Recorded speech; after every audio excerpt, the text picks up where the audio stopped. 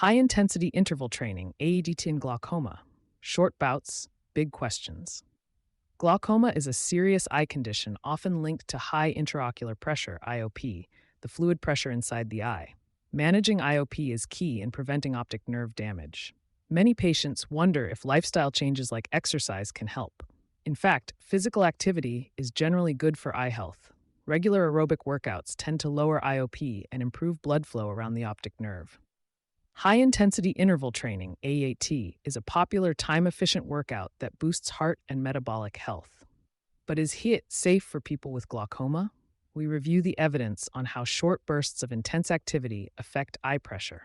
In general, brief high-intensity exercise can reduce IOP over the long run, but very all-out efforts or improper form can cause transient spikes. Understanding the balance of benefits and risks can help glaucoma patients choose the right exercise plan. HIIT and cardiovascular health. HIIT involves repeated short bursts of intense exercise, often 80 to 100% of maximum effort, alternated with brief rest or low-intensity periods. Because you sweat hard for only a few minutes at a time, HIIT workouts typically take much less time than traditional steady-state cardio. Major health groups note that HIIT can produce the same heart and metabolism benefits as longer workouts, but with less total training time. For example, a review of exercise guidelines found HIIT consumes less overall time per week while achieving comparable gains in fitness and cardiometabolic risk factors. It can improve cholesterol, blood sugar control, and aerobic fitness more quickly than moderate exercise. For busy people, this efficiency is a big plus. A few simple HIIT sessions each week, even 2 20-minute routines, can significantly boost cardiovascular health. Switching between fast running, cycling sprints, jump ropes, or bodyweight moves with short breaks elevates heart rate and metabolism. Studies in various groups show that ET programs can raise VO2 max and lower risk factors for diabetes and heart disease, often matching or exceeding steady exercise results. In short, if time is limited, HIIT offers a powerful workout. However, HIIT's intensity means it strongly activates the sympathetic nervous system, the fight or flight response. This triggers high adrenaline, fast breathing, and surges in blood pressure during each effort.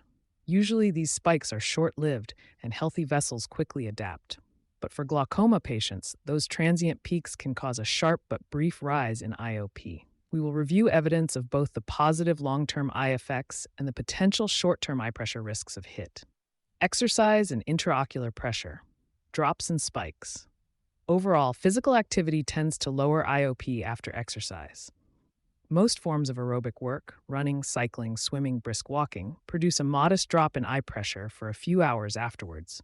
The exact mechanism isn't fully known, but likely factors include faster fluid outflow and improved blood perfusion, helping the eye drain aqueous humor. For example, one study found that running a marathon lowered IOP by an average of 2.25 mmHg in runners, with larger drops seen in those with higher baseline IOP. Even mild jogging or brisk walking can reduce IOP by a couple of millimeters for a time post-exercise. HIIT seems to follow the same trend if done properly. In one controlled experiment, young men did repeated 30-meter sprints with short rests. Both a lower fatigue version, longer 60-second rest, and a high fatigue version, 30-second rest, produced immediate reductions in IOP compared to walking. The longer rest protocol actually resulted in slightly greater IOP drop during the later sprints. In all cases, IOP fell during the intense sessions, suggesting that HIIT can acutely lower eye pressure. The authors concluded that time-efficient HIIT can be recommended because it acutely reduced IOP. In practical terms, this means after a short high-intensity set, glaucoma patients might see their IOP go down for the next hour or two, similar to after a longer jog. Another study of continuous high-intensity exercise, 85% max effort, found that a 25-minute aerobic session significantly reduced IOP in healthy subjects during the exertion. In summary, the post-exercise effect of harder cardiovascular workouts appears to be beneficial for lowering IOP in the short term, immediately after exercise. This is promising because periods of lowered eye pressure may help protect the optic nerve over time. However, intense exercise can also cause brief spikes in IOP during the actual exertion, particularly with certain moves or mistakes. Heavy resistance training and all-out efforts pose the most risk. For example, one study monitored people doing heavy leg presses, 1-rep max sets. It found IOP shot up by about 200%, roughly plus 26 mmHg, while pushing, then quickly returned to normal after stopping. Similarly, bench press exercises have been shown to acutely raise eye pressure, especially when performers hold their breath, the Valsalva maneuver, for extra force. In other words, every effort to lift very heavy weights, especially with breath holding or straining, can drive IOP sky high for seconds. Most of these peaks are momentary, but repetitive spikes may stress vulnerable optic nerves. Besides weightlifting, any all-out sprint or interval with intense strain could briefly raise IOP. The common factor is a super high blood pressure and chest pressure. When you push hard, your heart pumps and blood pressure surges. That blood pressure pushes against the walls of the eyeball, raising IOP momentarily. If you also hold your breath to brace, like lifting a very heavy weight or sprinting uphill, intra-abdominal pressure and chest pressure increase too, which can further elevate IOP. This is known as the Valsalva effect. Overall, strenuous efforts can produce a U-shaped IOP curve, a brief spike during the exertion followed by a post-exercise drop. Hydration is another factor. Dehydration during long workouts can cause IOP to fall even more, whereas staying well hydrated tends to keep IOP more stable. One review noted that in dehydrating exercise, IOP progressively dropped, but when hydration was maintained, it stayed roughly steady. Thirsty muscles mean less fluid overall, so the eyes also volume deplete slightly. After exercise, if you rehydrate well, IOP tends to return to normal. For safety, glaucoma patients should maintain good fluid intake and avoid heavy dehydration, especially in heat, though you wouldn't overdrink either, since a water drinking test can cause a spike in certain glaucoma cases. Balancing HIIT work-to-rest ratios and intensity. Putting this together, HIIT workouts can be beneficial for glaucoma patients if designed carefully. The key is to maximize the IOP lowering effects while minimizing dangerous spikes. Work-rest ratio. Studies suggest that longer rest periods between sprints help lower IOP. In the sprint study mentioned earlier, using 60 seconds rest instead of 30 gave a slightly better IOP drop. Clinically, a 1:2 or 1:3 work-to-rest ratio. For example, 30 seconds of hard effort followed by 60 to 90 seconds of gentle recovery is often safer and still effective. Short rest or back-to-back all-out bursts may accumulate fatigue and elevate IOP more. Intensity cap. Keep each burst truly intense, but not to absolute max. If you measure by heart rate, try to peak around 80 to 90% of your age-predicted maximum, not 100%. Using a monitor can help you stop just before reaching your absolute limit, which lowers the strain on blood pressure. On the Borg RPE, rate of perceived exertion scale, aim for an effort of about 7 to 8 out of 10, not a full 10. This moderate upper limit helps avoid pushing to failure or breathlessness, which are associated with IOP spikes. Breathing technique. Never hold your breath during effort. Keep breathing steadily. Exhale during the hardest part of the movement or sprint. Avoid the Valsalva maneuver.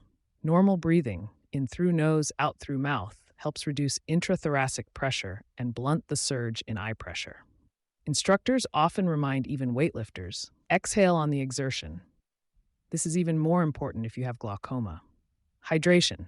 Drink water before, during, and after HIIT. Avoid starting in a dehydrated state. Sip rather than gulp to prevent any sudden IOP rise from guzzling water. A small amount of water between intervals, if practical, can help maintain optimal bodily fluids without flooding the system at once. Good hydration also keeps blood volume stable, which prevents exaggerated pressure swings. Recovery monitoring. After each HIIT session, spend 5 to 10 minutes cooling down with gentle activity. Check that your heart rate and breathing return to near normal before stopping. Use recovery heart rate, how quickly your pulse drops after peak, as a guide. If your heart rate stays very high for minutes or you feel dizzy, slow down or extend the cool down. Some guides say a good recovery is dropping 20 beats in 1 to 2 minutes. Less than that might mean skip the next high-intensity interval. Additionally, you might consider having your eye pressure measured or monitor symptoms a few hours after first trying HIIT to ensure it does not remain elevated. Proportional load.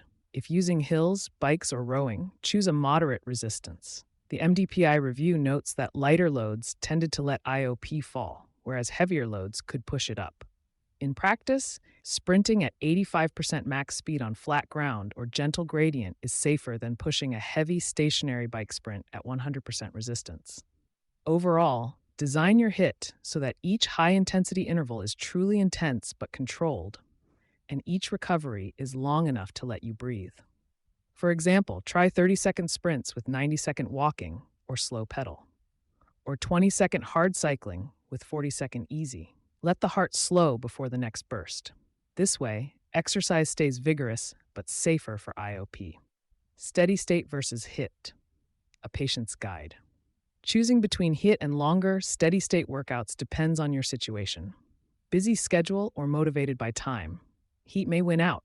If you have only 15 to 20 minutes to exercise, HIIT can give big health dividends. If your glaucoma is well controlled and you have no serious circulation issues, brief HIIT under the above precautions could be a good fit. Concern about sudden spikes. Traditional moderate exercise like 30 to 60 minutes of brisk walking, cycling at comfortable pace, swimming is gentler on IOP spikes. If your glaucoma is advanced or your eye pressure is hard to control, a slower workout might feel safer.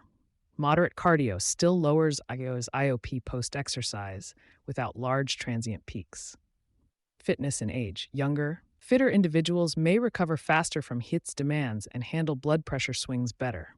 Older adults or those with joint cardiac issues might prefer low-impact steady workouts or lower-volume interval sessions, gentle intervals like walk 3 min, jog 1 min, repeat instead of full sprint. Cardiometabolic risk factors. If you have conditions like diabetes, obesity, or heart disease risk, HIIT's efficiency can be very helpful. Studies show HIIT often improves glucose control and fitness more in less time than moderate exercise. On the other hand, if you have labile blood pressure or vascular disease, gradually building up to HIIT might be safer, perhaps after medical clearance. Enjoyment and adherence. Some people simply dislike long workouts and are more likely to stick with short bursts. Others find HIIT too intense and prefer a steady jog or bike ride they can chat through. What you enjoy is what you'll do consistently, which matters for eye health too. Decision tips: get doctor's okay. Always discuss new exercise regimens with your eye doctor or primary care provider. They can help gauge whether your glaucoma is stable enough for vigorous efforts. Start easy. If trying HIIT, begin with 1 or 2 intervals in a session, not a full routine, and see how you feel. Eat well, hydrate, and monitor vision or eye aches. If all is well, gradually add more intervals or sessions per week. Monitor IOP. If possible, have regular IOP checks scheduled and mention your workout routine to your ophthalmologist. If your IOP ever rises unexpectedly, discuss exercise adjustments. Listen to your body. If you experience vision changes, eye pain, or severe headache during or after HIIT, stop and seek advice. These could signal dangerously high IOP or blood pressure spikes. Blend approaches. A combined approach often works. For instance, do HIIT 1 to 2 days a week and moderate cardio other days. This keeps activity high without relying exclusively on intense sessions. Both steady state and HIIT can be part of a healthy lifestyle. Steady state exercise is tried and true for eye pressure control, while HIIT adds powerful metabolic benefits for busy people. The best choice depends on your overall health, risk tolerance, and personal preference. Having a personalized plan, perhaps crafted with a trainer or physical therapist aware of glaucoma precautions, is ideal. What the research says. Consistent findings. Multiple studies confirm that dynamic aerobic exercise, running, cycling, swimming, etc., causes a short-term decrease in IOP. In general, higher intensity and longer duration yield somewhat greater IOP reductions up to a point, provided proper breathing and hydration are maintained. Interval design matters. Research like Vera et al. 2019 shows that a well-designed HIIT session lowers IOP even after very brief workouts. Specifically, allowing enough recovery between sprints appears important. Protocols with a 2:1 rest ratio induced more IOP reduction than 1:1 rest. This suggests glaucoma-safe HIIT should favor slightly longer rest. Resistance exercise risk. Studies of isometric or resistance training consistently show acute IOP spikes during effort. However, they generally note that IOP returns to baseline or below afterward. Thus, occasional weightlifting, especially if done correctly, is not necessarily forbidden, but heavy lifts to failure or breath holding should be avoided. Long-term benefit. There is evidence that being physically fit and active may reduce long-term glaucoma risk. A large cohort study found that people who were both aerobically active and fit had a significantly lower incidence of glaucoma than those who were inactive or unfit. Regular exercise may thus complement eye drops and other treatments. Lacking conclusive guidelines. Currently, no eye care body issues specific HIIT rules for glaucoma. Much of what we know comes from small studies and general exercise science. Ongoing trials, like the HIIT-Glaucoma study, aim to clarify HIIT's effects on eye health. Until more data are in, the best approach is cautious optimism. Combine exercise's known benefits with reasonable safeguards. Conclusion. Exercise as medicine holds true in glaucoma too. When chosen carefully, HIIT can be part of a glaucoma-safe fitness plan. Its strong cardiometabolic benefits and time efficiency are attractive, and emerging research shows well-managed HIIT can even lower IOP immediately after workouts. The trade-off is that very intense efforts and poor technique may briefly spike IOP, so precautions are justified. In practice, many people with glaucoma may find they can enjoy HIIT a few times a week, short bursts at around 80 to 90% effort, with good hydration, breathing, and plenty of rest between intervals. On alternate days, a moderate walk or bike ride can complement this approach. The safest path is individualized. Consider your glaucoma stability, overall health, and lifestyle. For some, simple, steady cardio will suffice. For others, HIIT can safely amplify the gains. Ultimately, staying active is the goal. As research continues, glaucoma patients and their doctors can tailor exercise plans, whether it's brisk walking for 30 minutes or a quick HIIT circuit, to keep both the body and eyes as healthy as possible. All links to sources are available in the text version of this article. You can find the full article at visualfieldtest.com. Thanks for listening. To check your visual field, click the link at the bottom of this article or visit visualfieldtest.com.